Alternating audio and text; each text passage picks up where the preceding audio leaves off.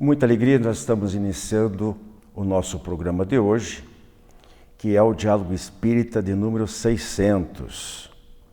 E para marcar a data, nós vamos estrear um novo quadro cujo título é Pensar, Aprender e Viver. E o ponto de partida será sempre um aforismo proclamado por pensadores, como filósofos, religiosos, escritores, artistas, cientistas, políticos e até anônimos. Mas o que é um aforismo? Nós respondemos. É uma máxima ou frase que, em poucas palavras, formaliza uma regra ou princípio de alcance moral. Nós aqui sempre encerramos o programa com um aforismo. Só que daqui para frente, em vez de nós apenas colocarmos na tela, escrito lá no final, nós vamos examinar cada um deles em detalhes, não necessariamente o que vai aparecer no final em relação àquele que a gente estará comentando sobre ele. A ideia é tentar estabelecer uma ligação entre essas afirmações feitas por esses pensadores e os ensinamentos espíritas. Veremos se estas ideias podem contar com o aval do Espiritismo, se nós podemos desdobrar, ampliar o conceito emitido pelo pensador e ratificar ou não o que ele propõe. E o porquê do título? É uma pergunta, né? Primeiro que nós vamos pensar, nós vamos refletir juntos sobre o que disse o autor. Depois tentar aprender com ele. E por fim, mais difícil ainda, assimilar em nossos hábitos, incorporar a nossa conduta diária. Por exemplo, se um desses aforismos, por acaso, nos ensinar que a mentira é um auto-engano, ou de que é uma deficiência de caráter que pode empobrecer a nossa personalidade, seguindo os passos propostos, teremos primeiro que pensar bastante a respeito deste problema. Em seguida, nos convencer de que há necessidade de mudança. E, finalmente, começar um processo de vigilância pessoal para aprender a não mentir mais, no caso, que é o contornar o tipo de problema que nós estamos enfrentando. Então, mãos à obra.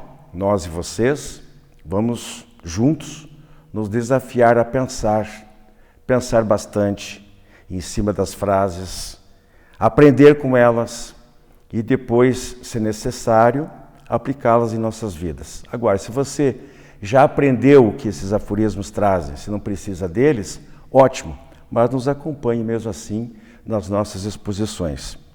Então, gostou da ideia? Esperamos que sim.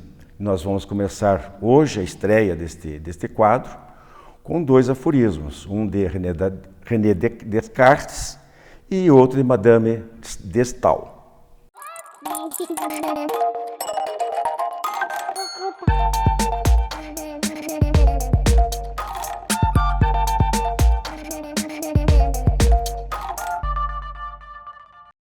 Prezados amigos, como eu coloquei na nossa voz, na abertura, nós estamos estreando hoje neste programa especial, podemos dizer assim, do número 600 do Diálogo Espírita, adentrando aos lares de vocês durante todo esse tempo, são mais de 11 anos. Então a gente ouve por bem de procurar sempre trazer uma coisa diferente, alguma ideia que possa chamar a atenção, que a gente possa contribuir de uma maneira mais efetiva para nosso aprendizado de nós que estamos aqui, de vocês que estão aí do outro lado. Esse pensar, aprender e viver, como eu expliquei lá, é bem isso, né? E tem que pensar, não pode ter preguiça de pensar. Quando a gente vê uma frase escrita lá no final do mês do nosso programa, a gente encerra sempre com uma frase que, no caso aí, as pessoas chamam de aforismo e tal, é uma máxima de fundo moral, etc., né? Vamos pensar um pouquinho em cima disso, vamos refletir. Nós podemos até discordar do que aquela pessoa está falando, e de muitas a gente discorda, né? Mas muitas vezes, por isso que a gente tem que fazer o confronto, para ver se aquilo faz sentido Nós aqui sempre analisando do ponto de vista, sob a visão da doutrina espírita. Bem, então para a gente não perder tempo, eu estou hoje com a Mariana e a Andréia, e elas nesse primeiro bloco. Depois no segundo bloco a gente vai fazer uma pequena alteração nas nossas apresentadoras aqui. Mas nesse primeiro bloco então a gente vai falar sobre um aforismo do René Descartes. Ele, antes de eu dizer a frase, vou colocar aqui, para quem não sabe, ele viveu de 1596 a 1650. Ele era filósofo, físico e matemático. A gente aprendeu na escola o sistema cartesiano, né? Vocês devem estar lembrados, onde são duas retas perpendiculares entre si que se cruzam entre si, são as ordenadas abscissas. Vocês lembram disso? Pois é, ele é o autor desse estudo matemático aí, dessa proposição. E o que ele disse foi o seguinte, entre outros, nós traremos em outras oportunidades aqui. As paixões são todas boas por natureza e nós apenas temos de evitar o seu mau uso e os seus excessos. Eu vou fazer uma outra colocação para elas aqui primeiro, já puxando pela doutrina espírita. Aqui na questão 907, diz assim, o princípio das paixões não é mau, porque está na natureza, mas ele é mau, né? Quando no excesso de apego ao objeto ou ideia. Mal é o abuso que delas se faz. Andréia, como é que você vê essa, digamos assim, essa aproximação entre o que o Descartes coloca e a questão 907 do Livro dos Espíritos? Como falávamos anteriormente, o senhor até comentou, né, o quanto ele estava à frente da época, né, com as proposições que ele sugeria. O Descartes foi muito importante para a ciência. Na verdade, ele trouxe já naquela época a questão do centro da epífise como centro da alma. É verdade. Né? Ele falou bem muito lembrado sobre o pensamento também, então era um autor que já observava muito. E aí eu me lembro de um estudo dele que ele sugeria que ele começou a buscar essas explicações quando ele observava os autômatos, que eram aquelas máquinas dos jardins franceses que faziam aqueles movimentos, e ele pensava sobre o pensar, né? Então ele trazia muito a respeito do pensamento e, segundo o próprio Descartes, ele trazia a questão do se eu penso, logo eu existo. Verdade. Então são muitas proposições e muitos fatos interessantes da vida dele que eu acho que valeria até a pena a gente continuar. Mas a questão aqui é sobre paixões. Quando nós estamos falando sobre paixões, não tem como não recorrer um pouco à psicologia, não é verdade? Porque sabemos que todo o excesso aqui, como ele traz nessa frase, o problema é o mau uso, é o excesso, mas as paixões também podem ser positivas.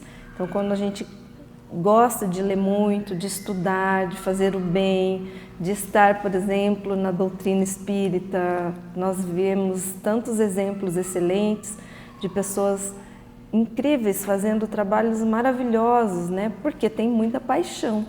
Essa paixão que nos conduz para o bem, que nos conduz para o caminho que Jesus já veio trazer para nós naquela época antiga, né? Então, quando nós pensamos sobre essas paixões que seriam funcionais, paixões boas, não estamos caindo nesse aforismo aqui do Descartes. O que ele traz é a preocupação com o excesso, com a paixão que prejudica. E aí tem muita coisa para falar disso. E ele fala, né, Mariana, depois, você pode antecipar, se você consegue, qualquer uma das duas pode responder e tal, como é que vocês entendem quando ele diz assim, qual seria a diferença aqui, quando ele diz que evitar o seu mau uso e os seus excessos? Para ele são duas coisas diferentes, usar mal ou usar em excesso. Porque assim, a paixão, ela é uma alavanca, ela é um incentivo para irmos adiante, para realizarmos. Quando nós cometemos o excesso, ou que nós deixamos de fazer também, às vezes eu tenho a paixão por alguma coisa, mas eu também não faço, só fica na ideia. Também eu estou fazendo um mau uso.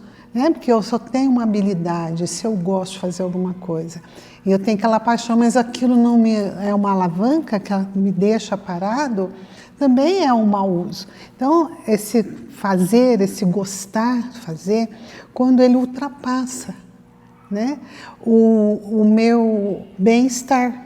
E quando também eu invado o bem-estar do outro. Então, a paixão no excesso, ela é prejudicial para a nossa saúde, para nós mesmos e o meio em que nós estamos inseridos. Então, quando nós praticamos em excesso algo, vamos nos danificar o nosso organismo, o meio em que estamos, vai haver um desequilíbrio tanto emocional, né, como social. Então, tudo que é excesso, ele vai trazer um atraso, né? Vai trazer um desserviço, vamos dizer assim. Vai desequilibrar o indivíduo, porque aí que está, nós vimos aí que há paixões por ideias, por pessoas, por objetos, né? Então as pessoas são apaixonadas por pessoas, sim, são apaixonadas por ideias e ideais. Foi o que ela disse, é aquela paixão construtiva. Nós vimos no programa anterior falando sobre vontade. E a paixão, ela é aquela força interior que o indivíduo pode ou não exteriorizar, né? Quando é bem direcionada, né, para coisas boas, está usando bem as paixões, até certos limites, porque até as paixões boas, se levadas a excesso, podem ser prejudiciais. Por isso que ele colocou ali, mau uso, claro que o excesso já é uma questão de mau uso, mas o que ele está diferenciando ali é que o excesso é às vezes de uma coisa que em princípio é boa e está sendo levada longe demais. Uma ideia religiosa, como você falou, de fazer o bem ou de defender princípios religiosos, quando descamba para o fanatismo, essa paixão está sendo desvirtuada, né? A paixão por uma pessoa, no caso entre marido e mulher, por exemplo, pode gerar problemas de ciúmes, exorbitar para essa área, e como a gente bem sabe hoje em dia, o leque de problemas que isso pode causar. Então são paixões, existem as paixões boas que se desvirtuam para o excesso e algumas francamente ruins desde o início, desde a natureza.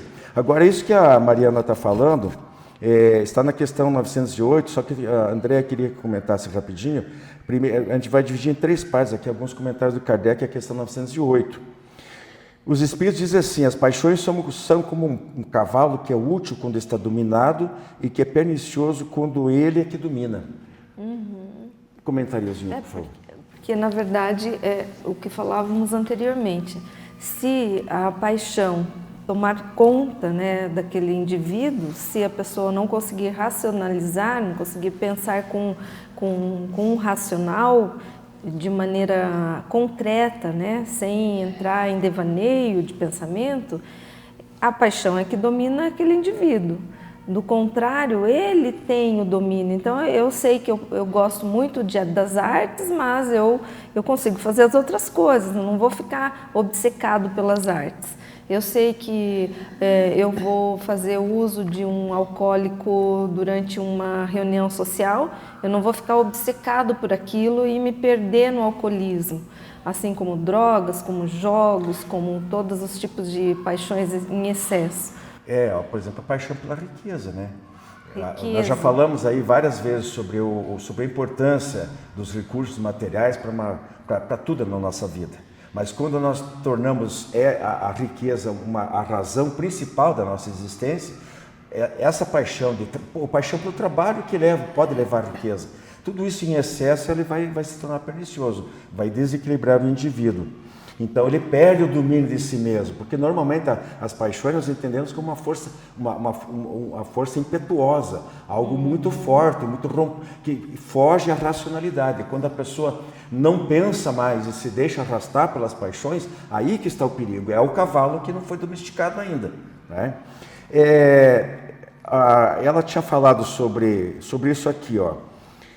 Palavras de Kardec: as paixões são alavancas que decuplicam as forças do homem e o ajudam na realização dos objetivos da providência. é praticamente o que a gente já comentou, e por isso que ela citou a alavanca ali, porque está bem explicitado aqui.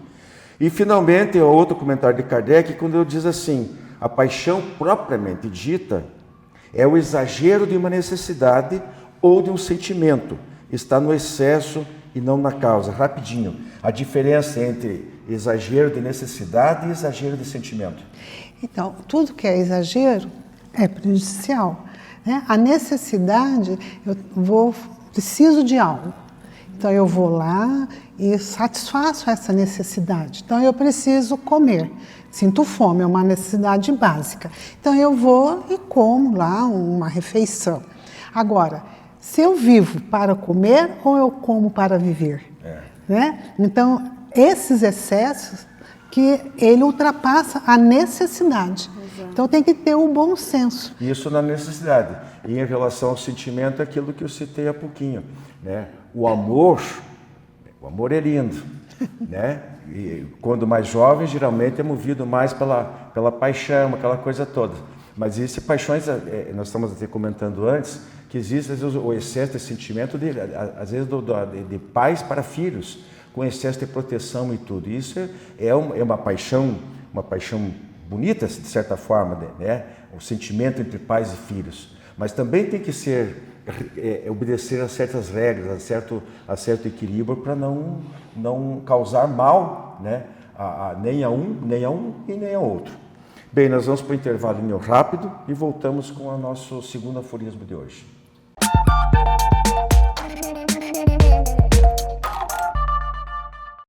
O que sabemos a respeito das colônias espirituais? É um dos assuntos desta edição do jornal Comunicação Espírita, que traz no seu editorial as perigosas infiltrações no movimento espírita e ainda a coincidência para o espírita da ética com a moral.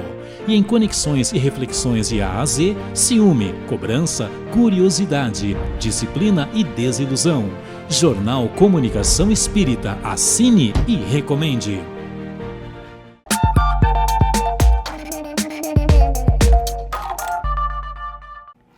Estamos de volta com o nosso Pensar, Aprender e Viver de hoje. Vamos direto à frase aqui da Madame de Staël.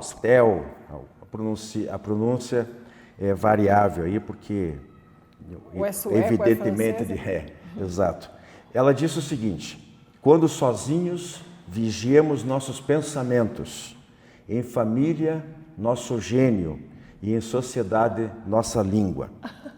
Anne-Louise Germain de Staël-Holstein viveu de 1766 a 1817, mais conhecida como Madame de Staël, intelectual, ensaísta e romancista francesa, filha de pais suíços, presenciou a Revolução Francesa e a Era Napoleônica.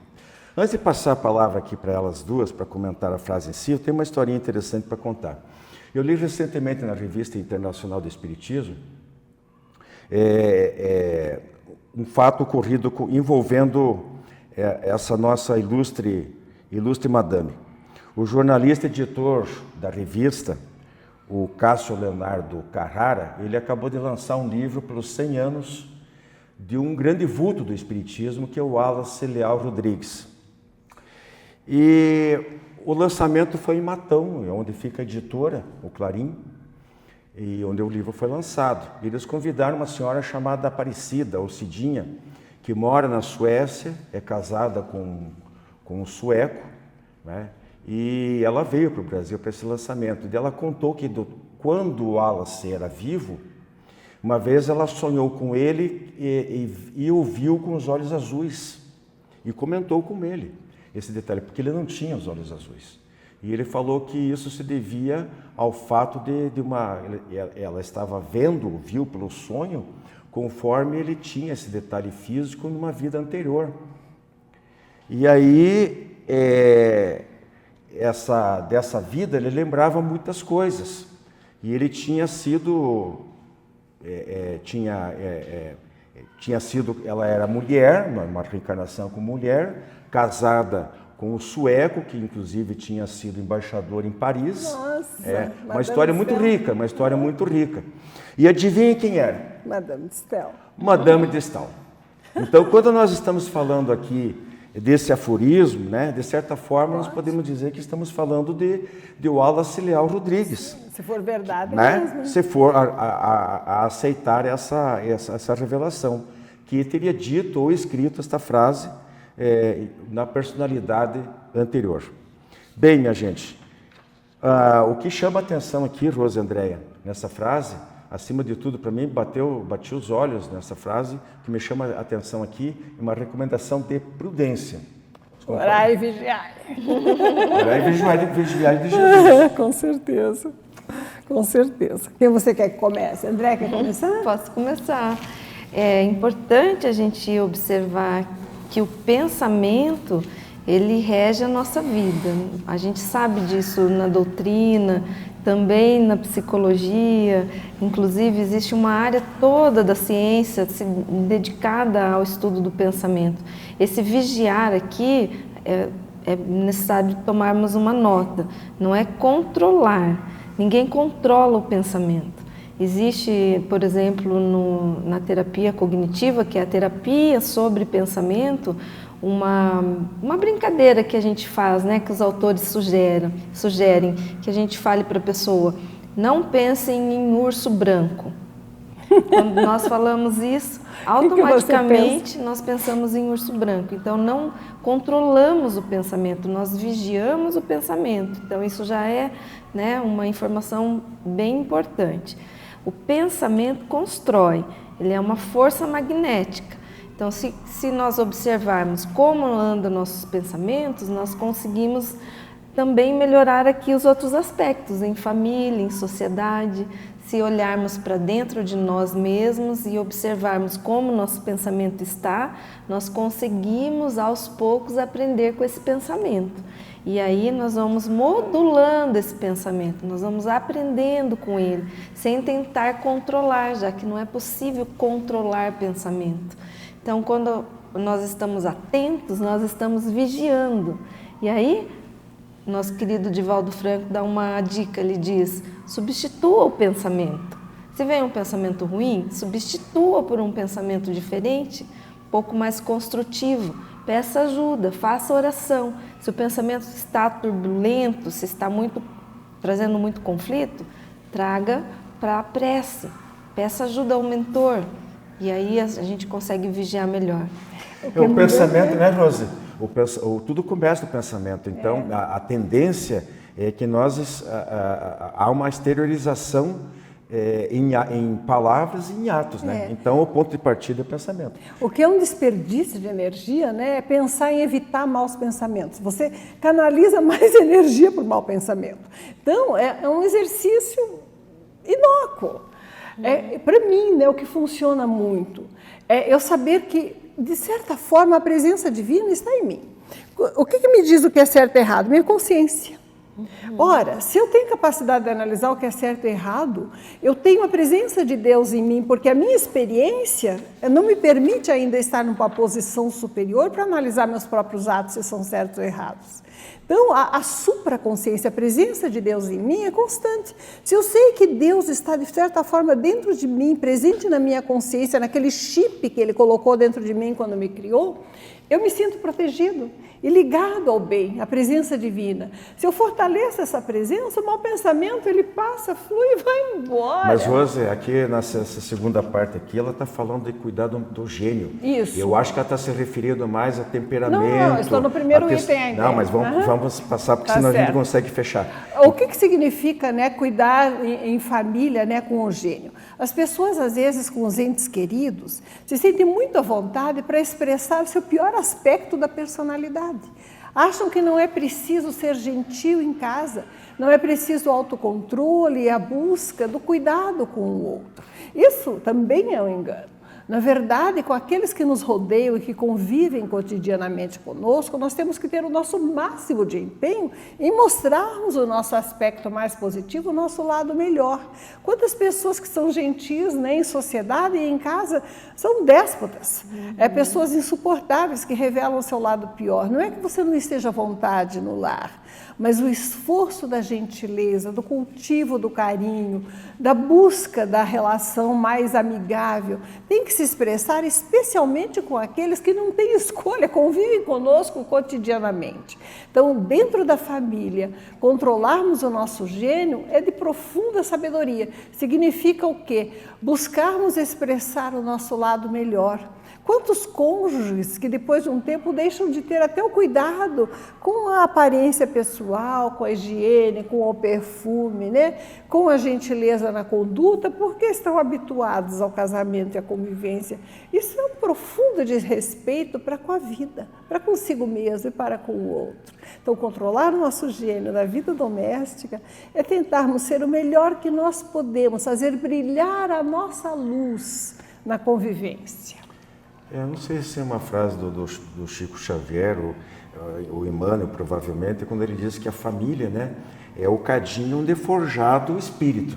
Né? Nós não nos desenvolvemos sem o convívio familiar. E aí, quanto mais nós zelarmos para termos uma boa convivência, evitando a fofoca, a maledicência, aí já em sociedade, né? As palavras ríspidas, não, mas dentro da família. Dentro da família, social. Que é lugar porque tem mais fofoca do que da família. Fala dos primos, não sei de quem, não.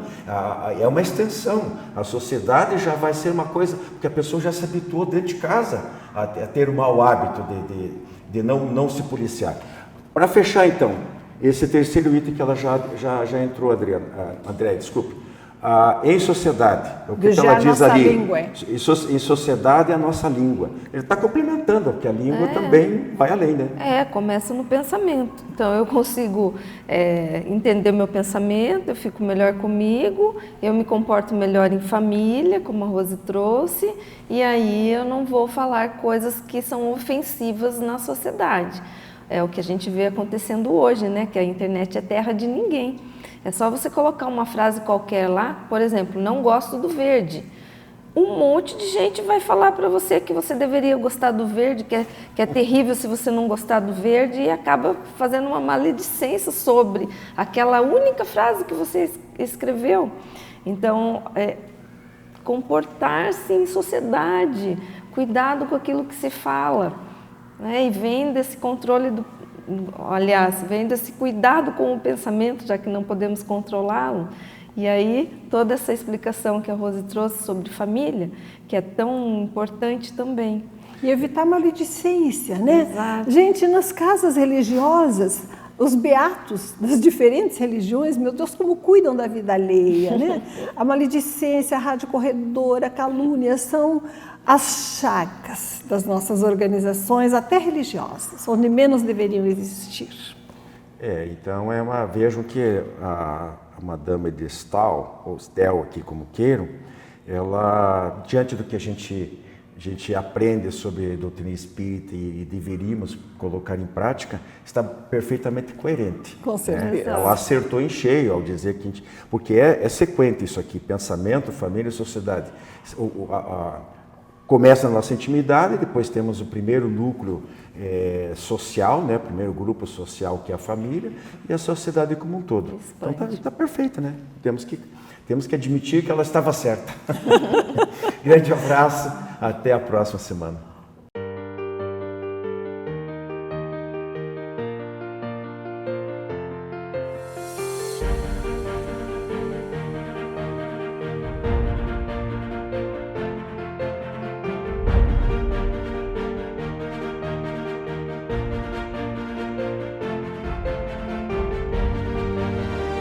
Jornal Comunicação Espírita. Assine e recomende.